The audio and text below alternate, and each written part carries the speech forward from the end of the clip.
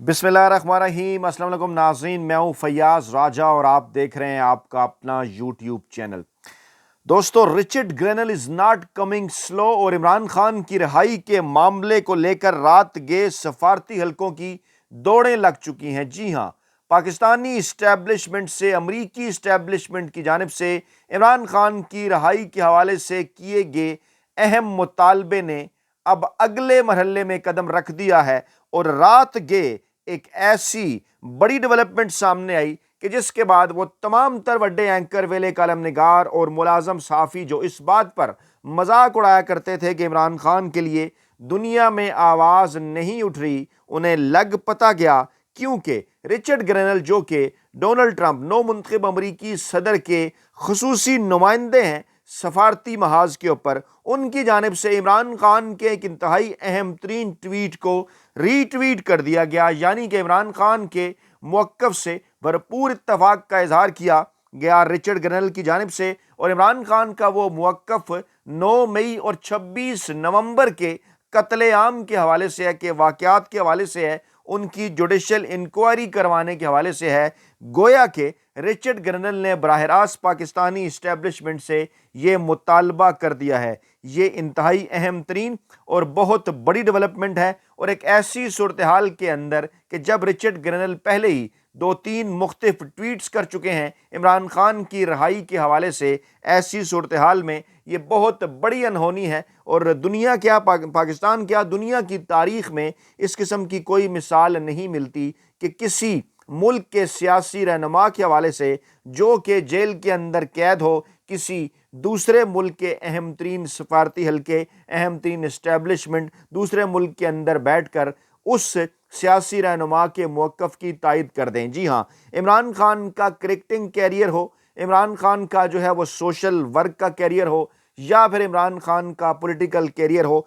इमरान खान इसी किस्म की अनहोनियाँ करते रहे हैं। और उनके वो तमाम तर मुखालफीन जो हर ऐसे मौके के ऊपर जब इस तरह के अंदाजे लगाते रहे माजी के अंदर कि जब इमरान ये कहते रहे कि शायद ये काम इमरान खान नहीं कर सकेंगे, हर उस वक्त इमरान खान ने वो काम करके दिखाया। आपके सामने सबसे पहले इस वीडियो में आगे बढ़ने से पहले इमरान खान का पैगाम आपके सामने रखेंगे। ये है जनाब वो इमरान खान का ट्वीट, आप देख सकते हैं। मैं आपको दिखाता हूँ कि किस तरह से रिचर्ड ग्रेनल ने इसको रीपोस्ट कर दिया। ये आप देख सकते हैं, ये रीपोस्ट किया जनाब रिचर्ड ग्रेनल ने इसको, ये देखिए। और इसके ऊपर जो है वो frame the globe news, Richard granal actively participating in amplifying and spreading Imran Khan message of justice. Imran Khan का इंसाफ का पैगाम वो फैला रहे हैं। और इमरान खान ने कहा क्या? इमरान खान ने कहा कि सिविल नाफरमानी के जायज़ मुतालबात पूरे ना हुए तो इतवार से सिविल नाफरमानी तहरीक के पहले मरहले का आगाज होगा। जी हाँ,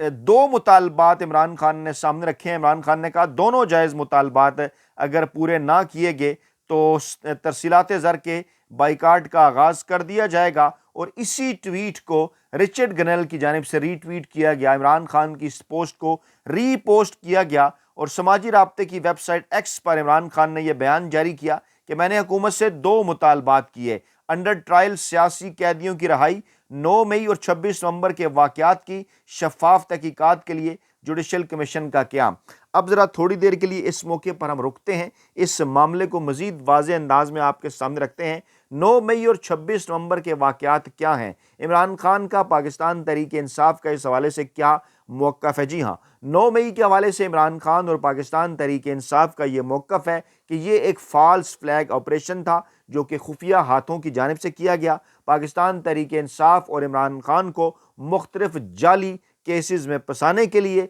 और इमरान खान और पाकिस्तान तहरीक इंसाफ मुसलसल इस बात का मुतालबा कर रहे हैं कि इस मामले की तहकीकात कराई जाए जुडिशल कमीशन के ज़रिए। 26 नवंबर का वाक़या डी चौक के अंदर जो ऑपरेशन किया गया पाकिस्तान तहरीक इंसाफ के निहत्ते कारकुनान के ख़िलाफ़, इस हवाले से भी एक पोजीशन है इमरान खान की और पाकिस्तान तहरीक इंसाफ की। और शहबाज शरीफ खुद जब ये बात मान चुके कि ये सारी कार्रवाई पाकिस्तानी इस्टेब्लिशमेंट और पाकिस्तानी खुफिया एजेंसी की मदद से की गई, पाकिस्तान तहरीक इंसाफ का भी यही मौक़िफ़ रहा। उमर अयूब ने भी बताया कि जिस किस्म का असलहा, जिस किस्म की जो है वो स्टाइल جس قسم کی گنیں استعمال کی گئی، یہاں تک عمر ایوب نے کہا کہ جناب یہ اس بالکل وہ والا پیسہ تھا یا وہ والا اسلحہ تھا جو کہ پاکستان کو دہشت گردی کے خلاف جنگ میں امریکہ کی مدد کرنے کے اوپر ملتا رہا۔ اور یہ جو بیان جب عمر ایوب صاحب کا سامنے آیا تھا تو اس وقت بھی پاکستان تحریک انصاف کے حلقوں نے یہ بات واضح کر دی تھی کہ جناب یہ وہ امریکی امداد تھی کہ جو پاکستان کو دہشت گردی کی جنگ کے خلاف لڑنے کی صورت میں دی جاتی رہی، اور اس امداد کی صورت جو اسلحہ بھی دیا جاتا رہا وہ مخصوص اسلحہ استعمال کیا گیا، اور سنائپرز نے براہ راست فائرنگ کر پاکستان تحریک انصاف کے لوگوں کو شہید کیا۔ اس پر حکومت کی جانب سے بڑی لیدے ہوئی، اور آپ کو یاد ہوگا کہ محسن نقوی صاحب کا بیان بھی سامنے آیا جنہوں نے کہا تھا کہ براہ راست آمنا سامنا نہیں ہوا تھا فورسز کا۔ پھر corps commander formation commander conference میں ایک بیان بھی DJSPR کا سامنے آیا جس میں اسی جانب اشارہ کیا گیا کہ وہ تو جناب جو پاک فوج تھی وہ تو عمارتوں کی حفاظت کے لیے، سرکاری عمارتوں کی حفاظت کے لیے موجود تھی، جبکہ اس سے پہلے شہباز شریف خود یہ بات تسلیم کر چکے تھے، جس پر پاکستانی اسٹیبلشمنٹ اور چنتخب حکومت آمنے سامنے بھی آئے تھے۔ شہباز شریف نے یہ کہا تھا کہ یہ جو ڈی چوک کے اندر آپریشن ہوا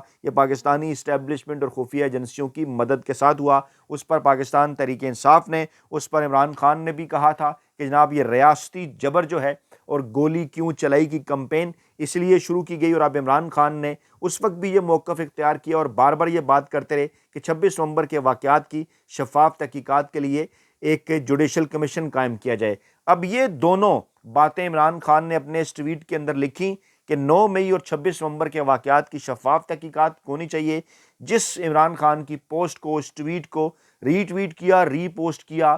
ڈونلڈ ٹرمپ جو نو منتخب امریکی صدر ہیں، ان کے خصوصی نمائندہ سفارتی محاذ کے اوپر رچرڈ گرینل انہوں نے، تو اس کا کیا مطلب ہوا کہ ڈیفینیٹلی رچرڈ گرینل عمران خان کے موقف کی تائید کر رہے ہیں۔ رچرڈ گرینل اسی جانب اشارہ کر رہے ہیں جو عمران خان نے کہا کہ یہ واقعات کس نے کروائے، ان واقعات کے پیچھے کون تھا، اور ان واقعات کی تحقیقات ہونی چاہیے۔ عمران خان نے کہا یہ دونوں مطالبات جائز ہیں، اگر حکومت ان پر اتوار کے روز تک کوئی عمل درآمد نہیں کرتی تو سول نافرمانی کی تحریک کے پہلے مرحلے ترسیلات زر کے بائیکاٹ کا آغاز کر دیا جائے گا۔ عمران خان نے یہ بھی کہا کہ ہم اس سلسلے میں بیرون ملک مقیم پاکستانیوں سے اپیل کریں گے کہ پاکستان کے حالات آپ کے سامنے ہیں، ملک میں جمہوریت، عدلیہ اور میڈیا کا گلا گھونٹ دیا گیا ہے، ہر طرف جبر و فسطیت کا دور جاری ہے، لہٰذا ترسیلات زر کے بائیکاٹ کا آغاز کریں۔ انہوں نے کہا کہ 26 نومبر اور 8 فروری کو جس طرح سے تحریک انصاف کے کارکنان نے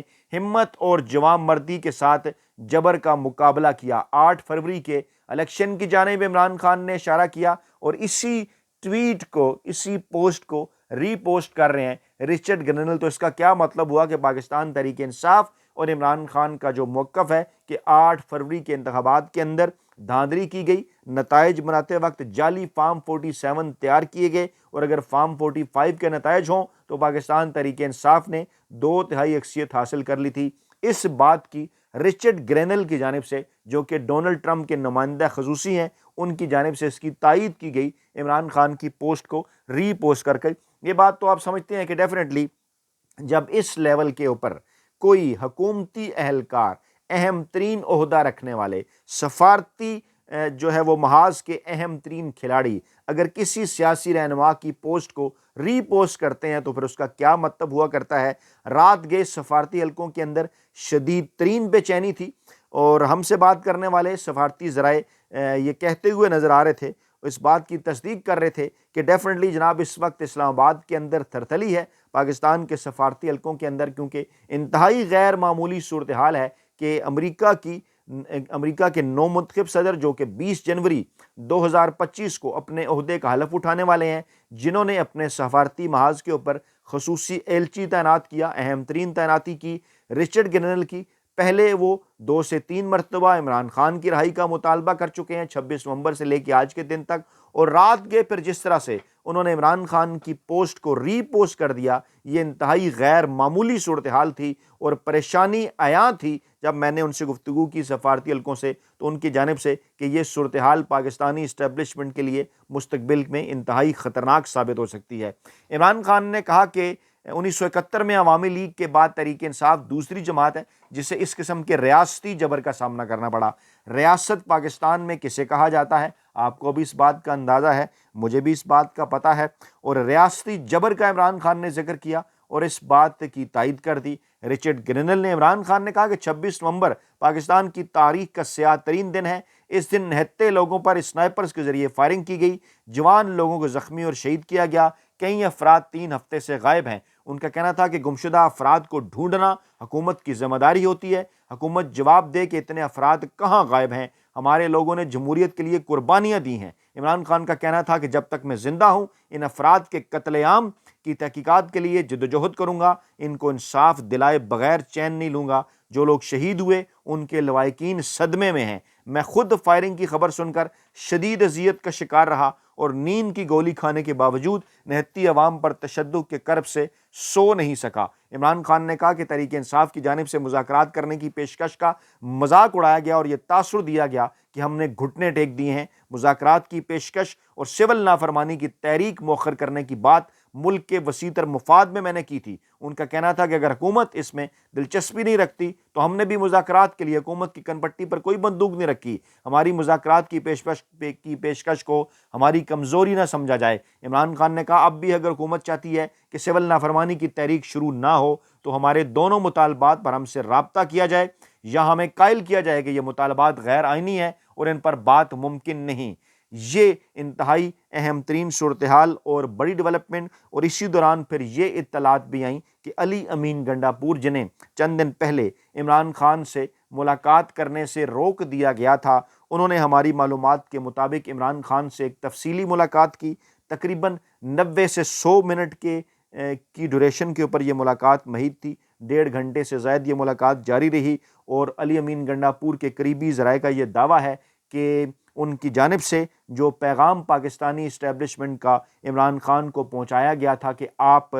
سول نافرمانی کی تحریک کو مؤخر کرنے کا اعلان کریں، ہم آپ سے مذاکرات کرتے ہیں، معاملات کا کوئی حل نکالتے ہیں، عمران خان نے واضح کر دیا کہ پہلے ایک مرتبہ میری جانب سے اس تحریک کو مؤخر کیا جا چکا ہے اور یہ تحریک اسی لیے مؤخر کی گئی تھی جیسا کہ انہوں نے اپنے بیان میں بھی کہا کہ جناب اس دوران آپ مذاکرات کریں، پاکستان تحریک انصاف کے جو مطالبات ہیں وہ تسلیم کریں۔ عمران خان کا کہنا تھا کہ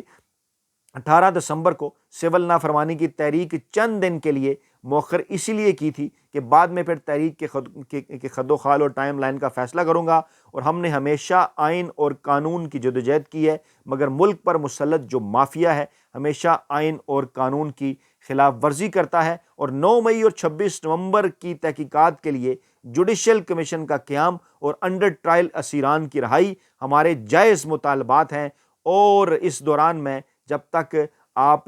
کے پاس 2 سے 3 دن کا وقت ہے، جمعہ ہفتہ اتوار آپ اس کے اوپر فیصلہ کریں، پاکستان تحریک انصاف کے ساتھ بات کریں، اس دوران تحریک کے جو خد و خال ہے اور ٹائم لائن ان کا فیصلہ کیا جائے گا عمران خان کی جانب سے۔ اسی دوران پاکستان تحریک انصاف کے اندر موجود 3 اہم ترین کریکٹرز فواد چودھری، شیر افضل مروت اور رؤوف حسن صاحب ایکٹیو ہوئے ہیں، اور حیران کن طور پر تینوں کی توپوں کا رخ پاکستان تحریک انصاف کے سوشل میڈیا سیل کی جانب سے ہے، اور یہ معاملہ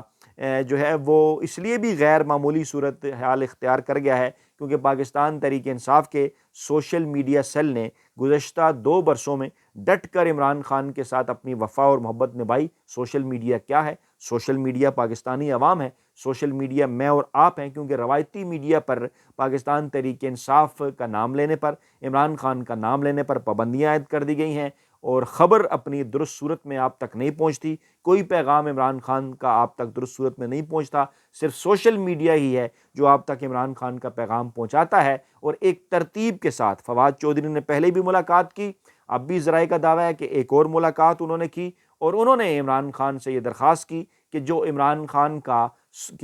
خان کے سوشل میڈیا ہینڈل ہے، جو ان کا اکاؤنٹ ہے، ٹویٹر اکاؤنٹ جو ان کا ایکس اکاؤنٹ ہے، وہ بیرون ملک سے واپس لایا جائے، وہاں پر سوشل میڈیا جو عمران خان کے اس اکاؤنٹ کو چلا رہا ہے وہاں سے واپس لایا جائے۔ فواد چودھری صاحب نے ذرائع کا دعویٰ ہے کہ اپنی خدمات بھی پیش کی کہ ہم یہاں پاکستان سے چلاتے ہیں۔ شیر افضل مروت نے بھی کچھ اسی قسم کی بات کی کہ ہم معاملات کو ایسی جگہ پر لے گئے ہیں کہ جہاں پر اب افراد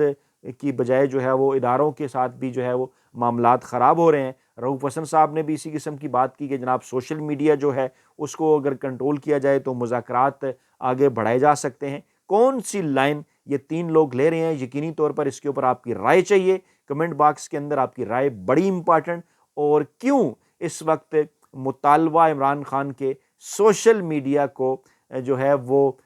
بیک فٹ پر لے جانے کے لیے، پہلے مطالبہ کیا تھا کہ جناب عمران خان معافی مانگے 9 مئی کی، پھر مطالبہ شیر افضل جو ہے وہ فیصل ووڈا جیسے لوگوں کے ذریعے آیا کہ عمران خان طلاق دیں، اور اب یہ اس قسم کا مطالبہ کیا جا رہا ہے کہ عمران خان جو ہے وہ اپنا سوشل میڈیا ہینڈل جو ہے وہ پاکستان کے اندر لے آئیں۔ تو سوشل میڈیا کھڑا ہے ڈٹ کے، پاکستانی عوام کھڑے ہیں ڈٹ کے، کیونکہ پاکستانی عوام کے نام عمران خان کا یہی پیغام ہے کہ آپ نے گھبرانا نہیں ہے، کیونکہ ڈٹ کے کھڑا ہے کپتان۔ اپنا بہت خیال رکھے گا، دعاؤں میں یاد رکھے گا۔ نئی ویڈیو کے ساتھ جلد حاضر ہوں گے۔ اللہ نے کے بعد۔